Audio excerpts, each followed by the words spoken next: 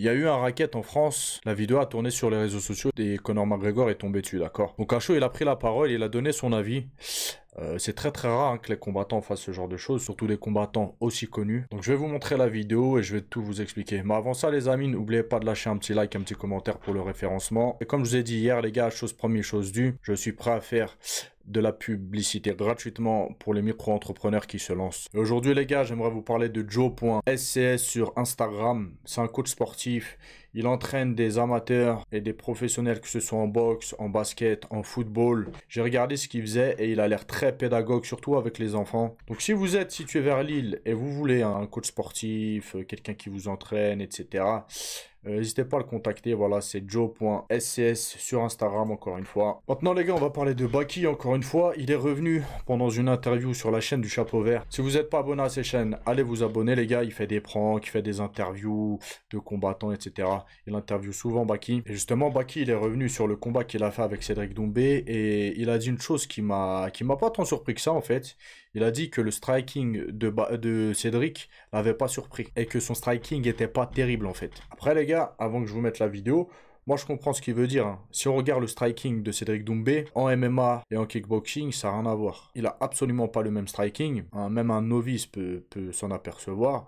Parce que les menaces sont pas les mêmes. En MMA, tu peux être amené au sol, il y a plein de possibilités, d'accord? Donc forcément, il essaye d'adapter son striking au MMA. Et forcément, voilà, il perd de la qualité. Après, bon, en MMA, Cédric Doumbé, très clairement, il a pas du tout le meilleur striking qu'il puisse avoir. Si on le compare par exemple à Cyril Gane, pour citer que lui, c'est le jour et la nuit. Cyril Gane est extrêmement technique, hein, on peut le voir hein, dans ses combats, même contre Francis Ngannou, il a tenté des choses incroyables. A contrario, Cédric Doumbé est très basique hein, dans sa boxe. Voilà, il cherche le contre. Il jab au corps. Voilà, c'est très basique ce qu'il fait. Mais voilà, il mise sur sa puissance, il mise sur le KO plus que sur la technique. Donc voilà, Baki est revenu dessus. Je vous mets tout de suite la vidéo. T'es parti pour gagner le troisième, surtout qu'on est le lutteur. Le troisième round, si vous regardez statistiquement, c'est très souvent le lutteur qui gagne le troisième round. Parce que le striker, il est très dangereux au premier et au deuxième, enfin premier surtout, parce que du coup, le lutteur ne sait pas à quoi s'attendre sur les phases de striking. Et souvent, sur le troisième round, le striker, à part se précipiter, il peut plus rien faire. Et le lutteur, lui, en l'occurrence, une fois qu'il va attraper le striker, le fait qu'il sache qu'il n'y aura pas de quatrième round, ça va faire en sorte qu'il donne tout pour pas lâcher le bonhomme, tu vois. Donc, statistiquement, très souvent, le lutteur gagne le dernier round. Est-ce qu'à un moment dans le combat, il t'a surpris, que ce soit sur son striking ou son sol, peu importe? Bah, moi, sur le striking, je vais pas te mentir, il m'a pas du tout surpris. Moi, limite, j'ai envie de te dire, je m'attendais parce que moi, je suis un gars, j'aime bien m'imaginer le pire scénario, tu vois. Donc, je m'attendais vraiment à beaucoup plus fort en striking. Après, bien sûr, c'est du MMA, il peut pas boxer comme il boxait au Bah Glory. oui. Donc, c'est normal.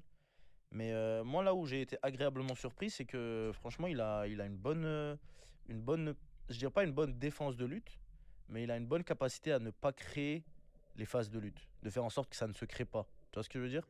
de, c'est cette capacité à faire en sorte que le clinch, le corps à corps ne se crée pas. Il est bon là-dedans. Et aussi, il est bon dans le fait de se relever. Et il a une garde papillon, tu vois. Ça, c'est très rare chez un striker. Mais ouais, il utilise la garde papillon et c'est cool. Et du coup, la question que tout le monde se pose, est-ce qu'il y aura une revanche? Alors, moi, je vais te répondre honnêtement, j'ai pas eu d'infos là-dessus. Le PFL m'a pas recontacté par rapport à ça. J'ai pas été en contact non plus avec la De team fou. Doumbé.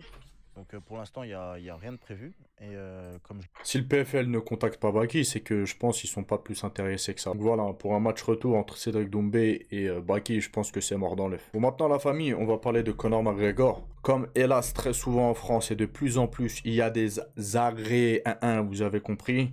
Il y en a une de plus, voilà, une de plus, un mec dans les transports qui s'est fait racketter quoi, il se fait voler ses affaires, etc.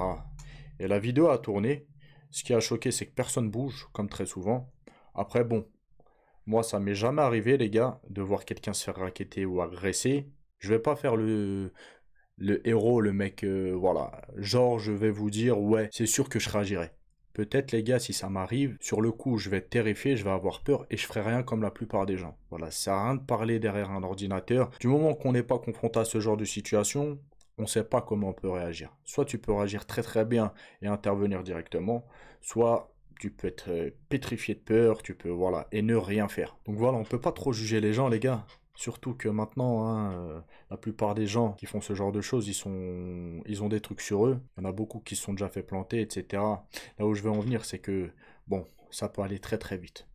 Donc ça m'étonne pas que les gens aient peur et n'interviennent pas. Et justement, Conor McGregor, il revient sur ça et il laisse un petit message. Les gars, par contre, je peux pas vous mettre la vidéo sur YouTube, d'accord, parce que je me ferai son... Si vous voulez la voir, allez sur le Twitter de Conor McGregor, vous la verrez.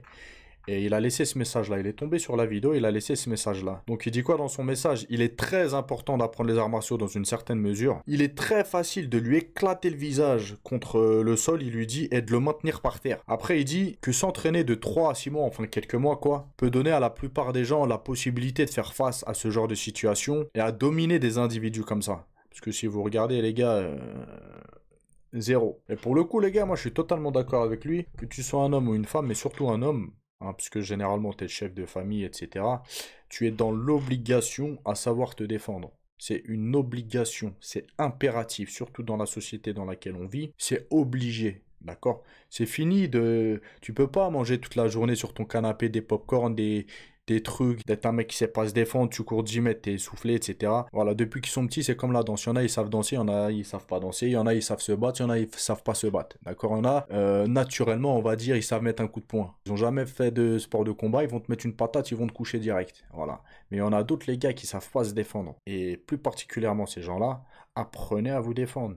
Faites quelques années de sport de combat, que ce soit de la boxe, du JJB, etc. Pour la défense, pour le self-défense, les gars, dans la rue, je vous mens pas, les meilleurs sports de combat, c'est la boxe anglaise.